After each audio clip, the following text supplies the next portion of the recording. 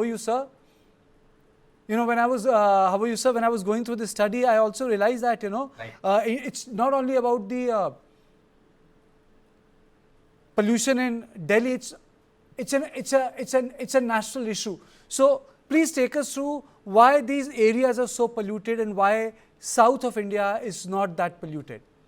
See, it is all based on the climatology. We will see that the terrain and the climatology, all extremes, you will be finding that all the extremes are there in the North India. Firstly, in fact, it is further saved because Himalayas are there, otherwise it would have been much polluted more than that. So the reason is that you will see that winter is extreme, the summer is extreme. When winter is extreme, then the temperature goes very low and then boundary layer comes down, it traps the pollution. Then the surface winds becomes very slow. So that are the reason that Indo-Gangetic Plain, North India, it becomes that kind of a problem. South India, there is much more warming is there. So in South India, there was a possibility that during the summer, PM 2.5 could have gone high, but then that is not happening because summer automatically winds become faster. So it disperses faster. Ozone pollution becomes a problem when the temperature is more, but then that is a different issue altogether. But Mr. Beg, why is Indo-Gangetic Plain so polluted? You know, I come from the Indo-Gangetic Plain area, born in one, brought up in another. So why is it so polluted through the year? You see, if you see per square kilometer population density, this is the most dense area, Indo-Gangetic Plain. You will find out the per kilometer kind of a population in general. So it is a densely populated, one of the largest alluvial plain. So there is a lot of dust also coming in some of the places, and obviously major problem is extreme weathers. Extreme weather. How are you, Mr. Dhaya? Very warm welcome on the show. Your opening comments on the study, which I had just mentioned. Your opening comments on the way pollution is becoming a both urban and rural phenomena. What is the broad view? Thank you, Karthika, for having me. And this study is a reminder to the fact that air pollution is not just limited to the urban centers and Delhi NCR. The pollution is everywhere, all across the country, and very rightly mentioned that IGP and some northeastern regions are becoming hotspots, though both Manoj and Dr. Gurfan have spoken about it. Meteorology plays a role, geography plays a role, but the emissions doesn't necessarily or only come from the pollution levels are not built by meteorology or geography. They come from emissions from certain sources and sectors. What happens in the IGP is that, as Dr. Gurfan mentioned, that the population density is high, the fuel consumption in transport is very high, the industrial activities in the IGP and periphery are higher. Coal-based power plants are also located mostly in the central and northern Indian belt. All that contributes to high emissions in this region, and that coupled with the meteorology and the geographical location, the funnel effect which is built across IGP is a reason why this area is very polluted. For northeastern regions, it's why we are seeing pollution levels increasing over last few years is primarily because the emissions there as well are increasing. The transportation systems are still very bad there. It is highly privatized. The fuel consumption is very high, and there are industries coming up there as well. And all of that coupled with the valleys where these cities are. But located. Where is Sunil? Why is Assam so polluted? 11 districts in Assam. I mean, so Delhi, Assam, Haryana, Bihar. Why are they so polluted?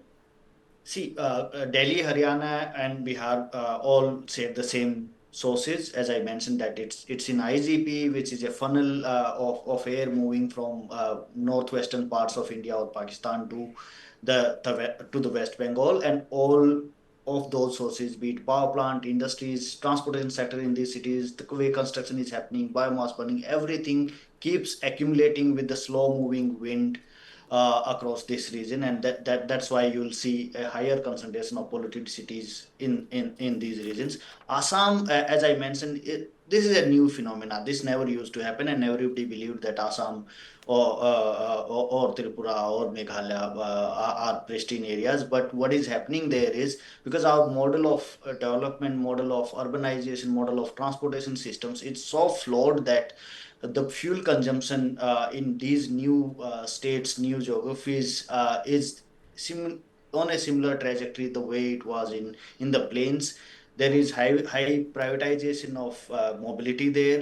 The public transportation systems aren't really great, and that leads to high air pollution levels there. Along with that, whenever there But are you know, industrial one activities, question which I want both of you to answer.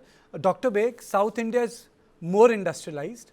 You know, heavy industries are there. But I'll show you the map in meantime. If you look at South India, the pollution is less. But if you look at the western part of the India, if you look at the eastern part of India, the pollution levels are higher. Why? Dr. Beg. See, the industry is a point source. And the old perception that industry is the only source which gives rise to pollution is no more valid. The point is that since it is a point source, the control implementation is much easier. And then this is where most of the pollution control board also take maximum measures on that particular thing, because they know where to go. But wherever the population is more biofuel emissions are there.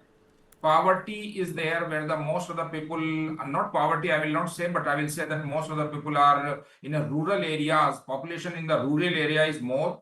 So the wood and cow dung and many other things is rampant in those areas, wherever you will see. So whatever you are talking about, this Assam, some of the things and this, where I find that lot of cow dungs are being used.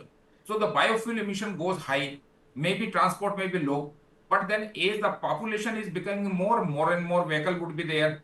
So the point here is that in addition to the adverse weather for air pollution, these are the factors which is the crux of the problem. Yani these are the emissions which from where all the meteorology, climatology, everything starts. You know, So, your study, your articles, Dr. Beg, they have yeah. proven that pollution is not a local issue.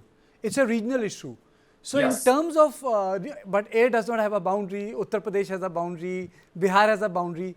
Is there an air boundary, sir, in terms of regional systems? Can you just tell us about it? Exactly, this is what my point is, and this is where we have to change the policies. For the sake of implementation, it becomes easier to control things, because our system, administrative system is like this, where district level there is a control, state level there is a control. But air pollution does not regard any boundaries. So we need to work on a airshed mode, where the area which enjoys the common weather, common climatology.